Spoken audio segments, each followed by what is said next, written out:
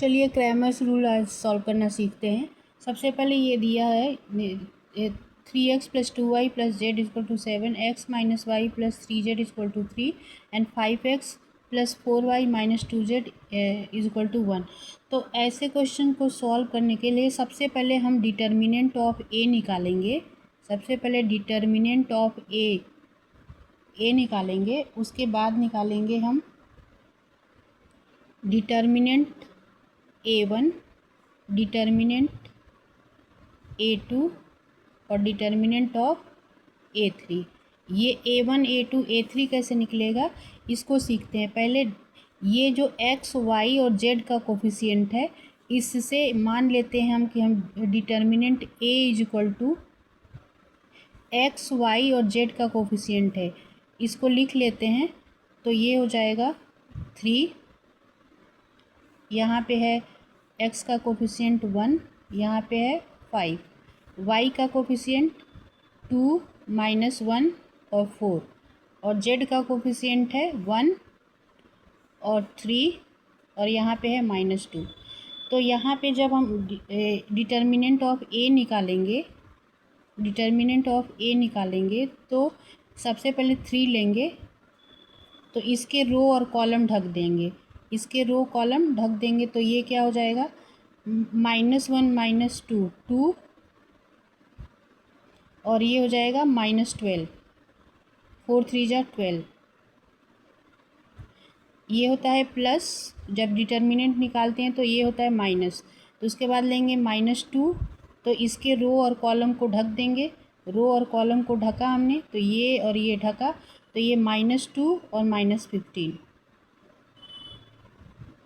अब बचेगा 1, तो 1 लिखा और इसके रो और कॉलम को ढक दिया, तो ये हो जाएगा 4 और ये -5 हुआ और फार्मूला वाला -5 +5, तो 4 और +5, तो ये हो जाएगा 3 -10 -2 और ये हो जाएगा -17 और +9 -3 प्लस ये हो जाएगा 34 + 9, तो ये -30 + 34 अब 4 हो जाएगा +9 13। तो ये डिटर्मिनेंट ऑफ ए निकल गया। तो उसके बाद हम निकालते हैं डिटर्मिनेंट ऑफ A1 का। तो सबसे पहले अगर हम जब यहाँ से A1 निकालेंगे तो वो कैसे निकलेगा, जब A1 निकालेंगे तो ये वाला इसके प्लेस पे जो फर्स्ट कॉलम था, इसके प्लेस पे ये आ जाएगा, जो =, के बाद वाले नंबर हैं, ये हटेगा, इसके प्लेस पे ये आ जाएगा। तो अब लिखते हैं 7 3 1, ये है 2 -1 और 4 1 3 1 3 और -2। तो इसी तरीके से इसको भी सॉल्व कर लेते हैं। ये हो जाएगा, सबसे पहले 7 लेंगे, तो इसके रो और कॉलम को हाइड कर लिया, तो ये हो जाएगा 2 और ये -12। फिर ये प्लस होता है, ये माइनस, तो -2 लिया, फिर इसके रो और कॉलम को हाइड किया, तो ये हो जाएगा -6 और -3 +1, इसके रो और कॉलम को हाइड किया, तो ये हो जाएगा 12 + 1। तो ये 7 इंटू -10 -2 और ये हो जाएगा -6 -3 -9 इंटू -9 और +13।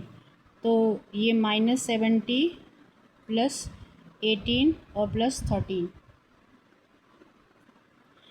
तो ये हो जाएगा -70 और ये जोड़ेंगे तो हो जाएगा +8 और +3 11 और 1 + 1 2 और +1 3। जब इसको घटाएंगे तो बोरो लिया 10 9 और ये 3 -39 हो जाएगा। तो ये A1 निकल गया। ये क्या था, डिटर्मिनेंट ऑफ A1, ये था डिटर्मिनेंट ऑफ A1। तो अब ये पहले A2 के एलिमेंट्स हम देखते हैं कौन कौन से हैं। तो A2 जब लेंगे तो देखो A1 लिया था तो पहले कॉलम को ढका था, A2 लेंगे तो दूसरे कॉलम को ढकेंगे और उसके प्लेस पे ये वाले नंबर चले जाएंगे जो =, के बाद वाले हैं। तो यहाँ पे हो जाएगा 3 1 5।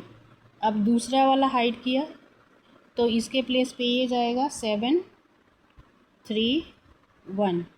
और तीसरा वाला तो रहेगा ही जेड का कोफिशिएंट, तो ये हो जाएगा 1 3 और -2। तो अब इसकी वैल्यू हम निकालते हैं। पहले 3 लिया,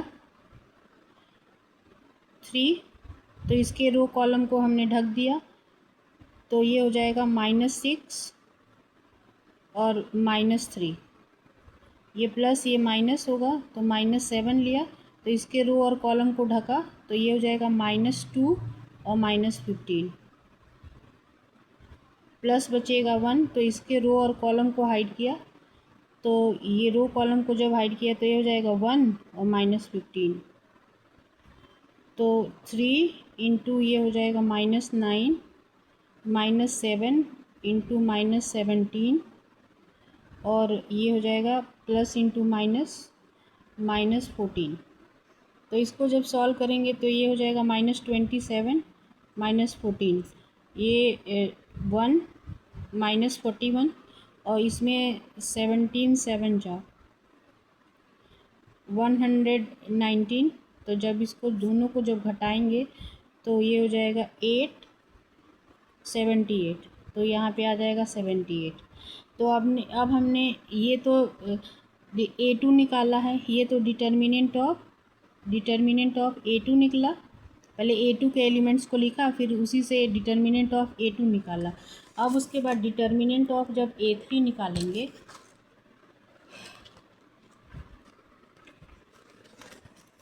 जब डिटर्मिनेंट ऑफ A3 जब पहले A3 के एलिमेंट्स को लिखेंगे तो ये है, ये 3 थर्ड वाला हाइड कर लेंगे, थर्ड वाले के प्लेस पे ये लास्ट वाला चला जाएगा। तो पहले है 3 1 5, पहले है 3 1 5 और दूसरे में था 2 -1 और 4 और तीसरे में वही आ जाएगा 7 3 1। हाँ, तो अब इसको निकालते हैं, इसको सॉल्व करते हैं। तो जब डिटर्मिनेंट ऑफ A3 निकालेंगे तो ये 3 जब लिखा तो इसके रो और कॉलम को हाइड करेंगे, तो ये हो जाएगा -1 और -12।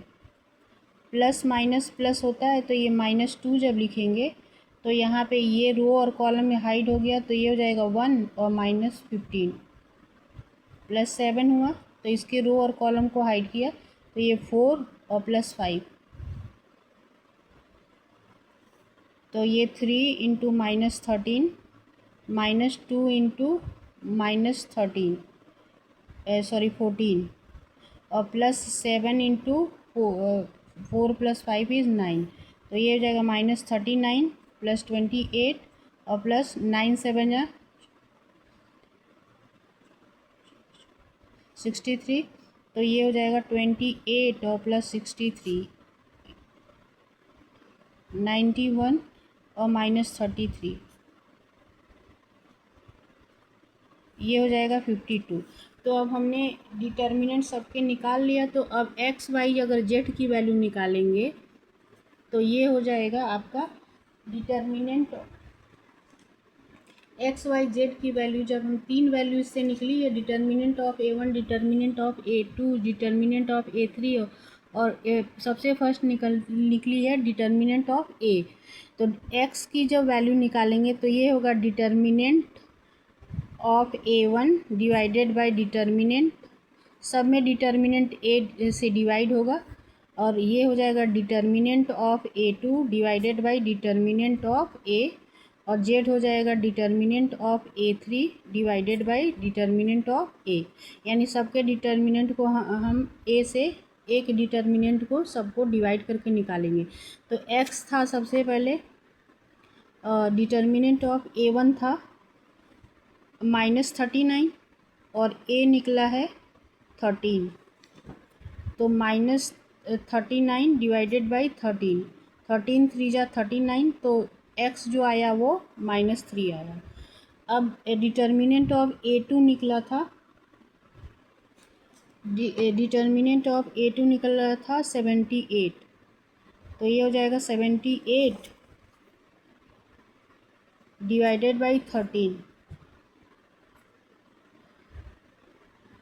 13 से 6 जा तो 6 आया, y6 आया, और डिटर्मिनेंट ऑफ A3 तो ये हो जाएगा 53 डिवाइडेड बाई 52 डिवाइडेड बाई 13, 4 जा 13 4 जा 52, तो ये आ जाएगा 4, यानी कि x की जो वैल्यू आएगी -3, y आया 6 और z आया 4। तो आप इस तरीके के क्वेश्चंस को क्रैमर्स रूल अप्लाई करके कैसे सॉल्व करोगे, इस तरीके से आप इसको सॉल्व कर सकते हो।